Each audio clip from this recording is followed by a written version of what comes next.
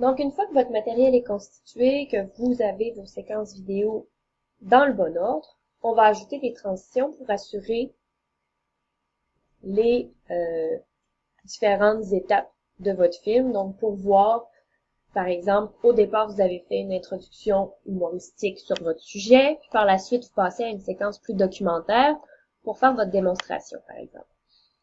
Donc, on va assurer des transitions plus spectaculaires, des transitions plus douces aussi.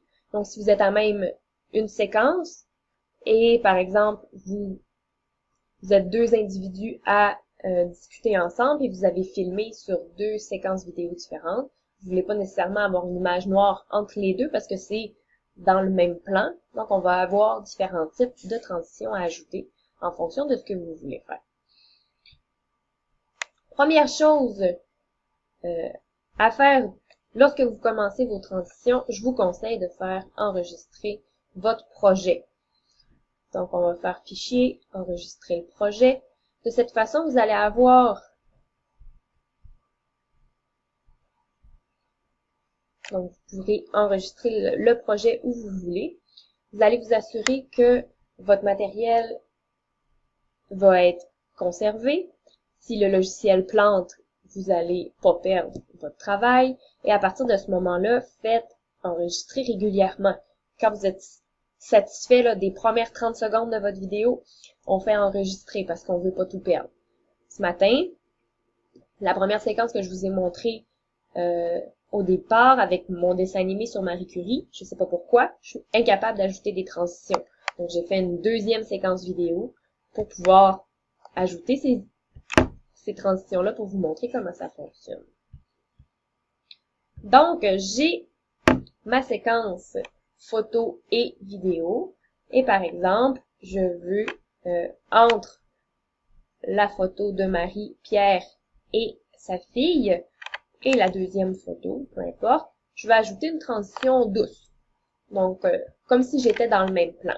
Qu'est-ce que je vais faire? Je vais faire bouton de droite. Et on a ici apparition ou disparition en fondu. Par exemple, je veux que cette photo-là, à la fin, elle va tranquillement disparaître. Donc, je vais faire disparition en fondu. Et par exemple, je veux que la prochaine fasse apparition tranquillement. Donc, si on regarde qu'est-ce que ça donne, je vais vous faire jouer les deux photos. Vous allez voir doucement l'image s'éteint et doucement l'image suivante apparaît. Je vous montrer la différence. Si j'enlève mes deux transitions, je refais jouer les mêmes images. Donc, vous allez voir, c'est beaucoup plus saccadé. Donc, vous pouvez ajouter ces transitions-là qui sont de base entre les différents plans. Et là où on peut s'amuser, je veux par exemple faire une transition importante entre ma série d'images et une séquence vidéo, par exemple. Vous avez les transitions vidéo ici, et il y en a une panoplie que vous pouvez utiliser. Si je clique sur une, et je fais play, je suis capable de voir qu'est-ce que ça va donner dans ma vidéo. Donc, il y en a plusieurs. J'en regarde quelques-unes. Ouais, celle-là, c'est celle-là qui me plaît le plus, donc je vais l'ajouter à l'endroit où je veux faire une transition. Et vous voyez une espèce de zone grisâtre qui apparaît. C'est l'endroit de votre image ou de votre vidéo qui va être affecté par la transition. Donc, si on fait play, suivez le curseur, on va voir. Donc, une fois que ma zone grisée qui correspond à ma transition est passée, mon vidéo redevient comme il faut. Vous pouvez allonger cette transition-là. Il n'y a pas de problème. Donc, vous pouvez intégrer plus longtemps la transition. Donc, plus ou moins long selon ce que vous avez besoin de faire. Donc, ça, c'est assez facile. Ah, finalement, je l'aime pas. On la sélectionne. On fait supprimer. C'est pas compliqué. J'en choisis une autre. Ça fait mon affaire. Parfait. Donc, j'ajuste quelle longueur je veux ma transition.